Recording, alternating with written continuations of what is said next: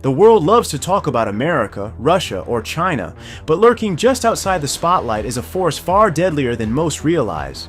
A military that doesn't need to roar to make nations tremble. Turkey's armed forces aren't just large, they're fast, they're adaptable, and they're quietly rewriting the forces of modern warfare. So how did a nation once reliant on imports become a weapons powerhouse almost overnight? Hi guys, and welcome back to the channel. Guys, we're going to be seeing a video today. This is titled How Insanely Powerful is Turkish Military?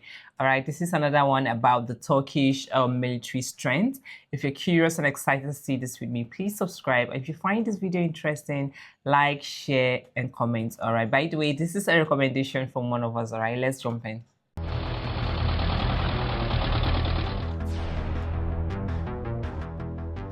The world loves to talk about America, Russia, or China, but lurking just outside the spotlight is a force far deadlier than most realize. A military that doesn't need to roar to make nations tremble. Turkey's armed forces aren't just large, they're fast, they're adaptable, and they're quietly rewriting the forces of modern warfare. So how did a nation once reliant on imports become a weapons powerhouse almost overnight? Ranked consistently among the top 10 militaries on Earth and holding the title of NATO's second largest army, Turkey has transformed itself from a buyer of weapons into a builder of them, now producing more than 70% of its defense needs at home.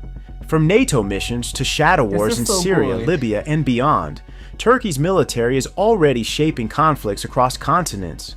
So how many countries on Earth can truly project power? How many can go toe-to-toe with the giants of modern warfare? Well, Turkey is one of them.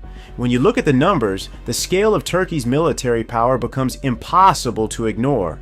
In the Global Firepower Index, Turkey ranks 9th out of 145 countries in 2025, with a power index score of 0.1902, a figure that places it in the same league as some of the world's most advanced militaries like France, Britain, and even Japan. The military power ranking places it 10th worldwide, locked in a dead heat with none other than France and the United Kingdom. But the real jaw-dropper isn't just Turkey's global placement. It's what happens when you zoom in on NATO. Behind the United States, the world's largest military alliance only has one other member with real bulk on the ground. It's Turkey. Think about that. Bigger than Germany, bigger than the UK, bigger than France. But how big are we talking? The Turkish armed forces field a combined 883,900 personnel. Out of that, over 355,000 are active soldiers right now, backed by another 378,700 in reserves, ready to be mobilized. Wow. The army alone accounts for more than 500,000 men and women in uniform, 518,900 to be exact. Add in 115,000 in the Air Force, 100,000 Navy personnel, and a hardened 150,000 paramilitary units, and you start to see why strategists call Turkey Europe's most formidable conventional military. So Turkey's commitment to military modernization is reflected in its record-breaking defense budgets. And right now, Turkey is pouring fuel on its military machine like never before. In 2025 alone, Ankara will spend a jaw-dropping $47 billion on defense and security, a 17.5% jump from the year before. That might sound like business as usual until you realize the shocking part. Just 2 years ago, Turkey's defense budget was only $16 billion. In other words, the country has nearly tripled its spending in 24 months. Also, SIPRI reports that Turkey's defense bill hit $25 billion in 2024, up 12% from 2023. Over the last decade, the country has more than doubled its spending with a 110% increase since 2015. Turkey now ranks 17th globally in military spending, up from 19th place just 1 year earlier. And unlike some NATO members who barely scrape by their alliance commitments, Turkey has blasted past the famous 2% of GDP benchmark, already sitting at 2.09%. Ankara has also signed on to NATO's ambitious plan to hit 5% of GDP by 2035.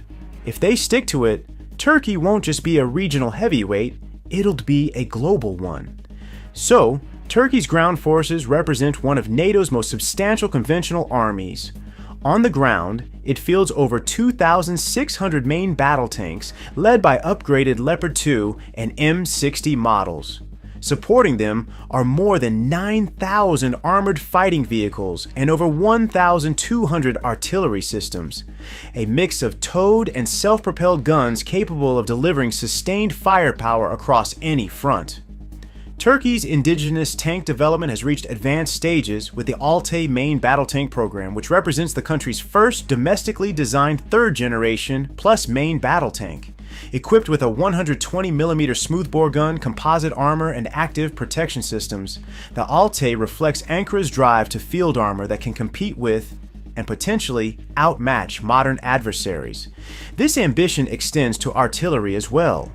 Turkey's T-155 Fırtına self-propelled howitzer, already in mass production, gives the army long-range, rapid fire support.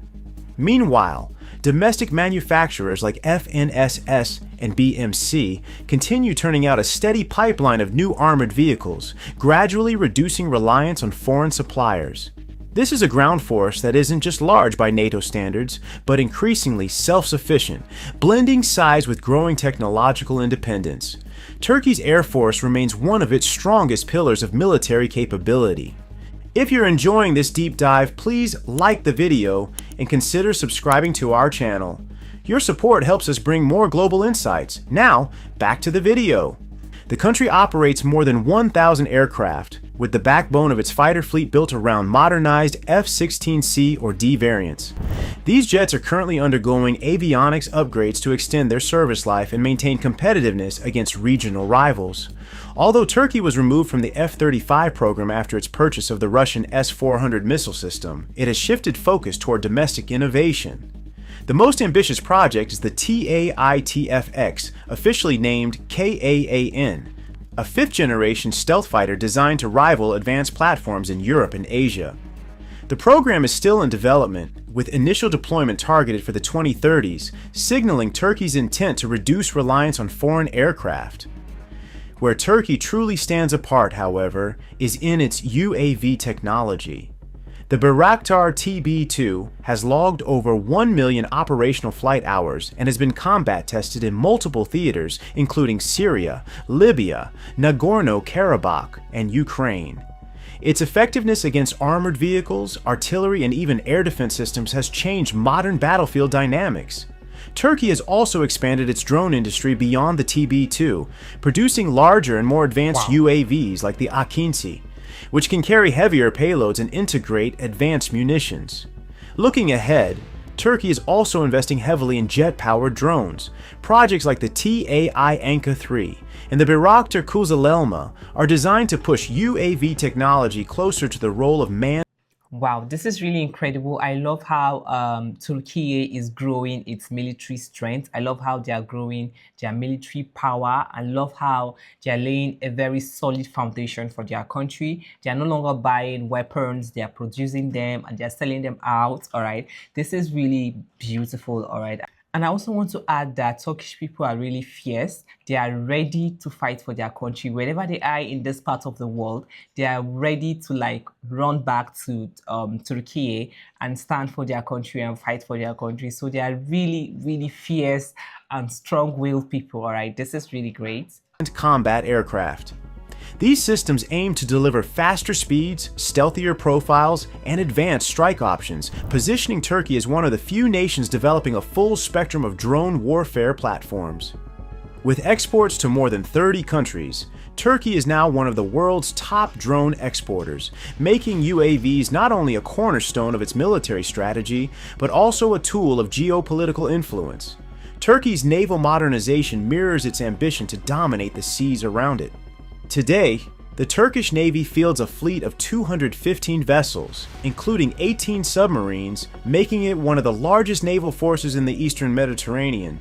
Ongoing programs include the Ada-class corvettes for coastal defense, the more versatile Istanbul-class frigates, and the ambitious TF-2000 class destroyers designed for advanced air defense.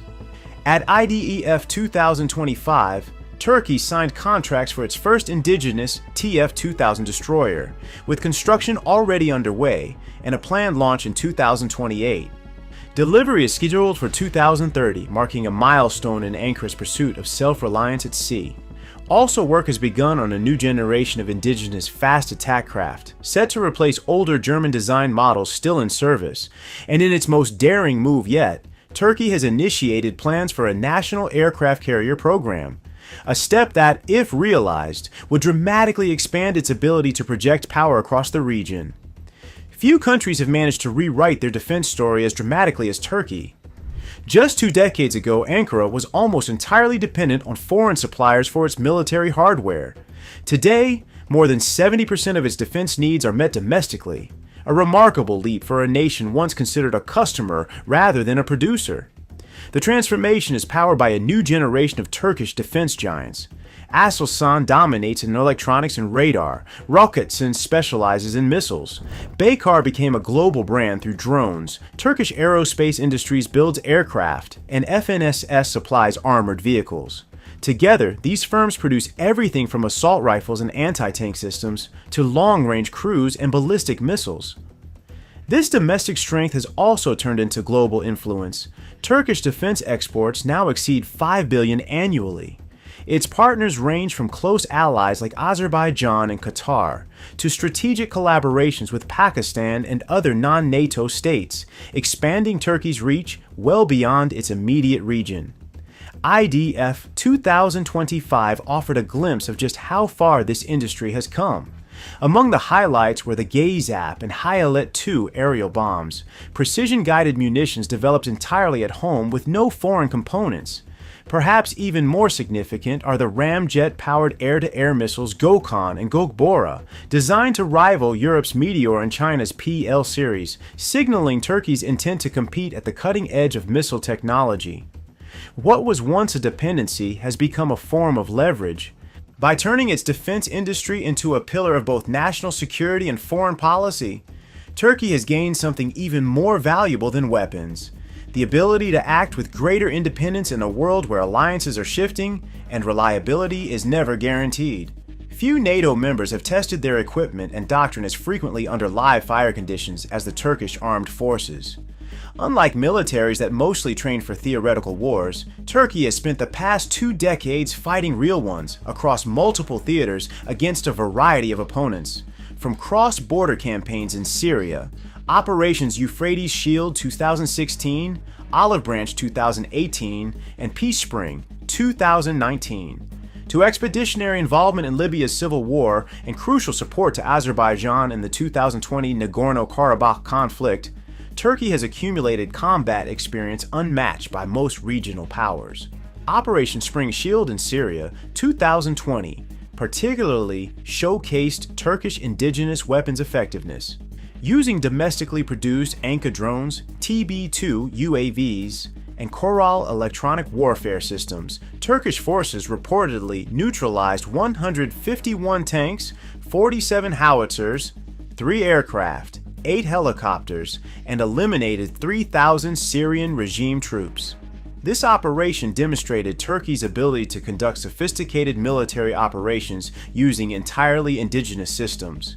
Turkey has also launched its comprehensive Steel Dome integrated air defense system, a multi-layered shield designed to counter threats from drones to ballistic missiles.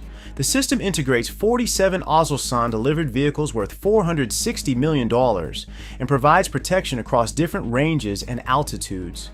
The Steel Dome includes short-range systems like Korkut and Gökdeniz, medium-range Hisar A+ and Hisar O+ missiles, and longer-range systems including the indigenous Cyper air defense missiles. This comprehensive air defense network demonstrates Turkey's commitment to protecting both military assets and civilian infrastructure. Turkey's geography multiplies its military influence far beyond its borders. By controlling the Istanbul Strait and the Dardanelles, Turkey commands the only maritime passage between the Black Sea and the Mediterranean, an essential choke point for NATO naval movements, Russian fleet access, energy transport, and global grain shipments. On land, Turkey sits at the crossroads of 3 volatile regions: the Middle East, the Caucasus, and the Balkans. This positioning makes the country not just a regional power, but a strategic buffer for European security, able to project influence in multiple theaters simultaneously. Turkey's NATO role further amplifies its significance. Hosting critical alliance bases, including the Incirlik Air Base, Turkey is central to US and NATO operations across the Middle East and Black Sea. It also participates in NATO's nuclear sharing program, with an estimated 50 US nuclear warheads stationed on Turkish soil. Together, these factors make Turkey not just a frontline state, but an indispensable hub of NATO strategy in Eurasia.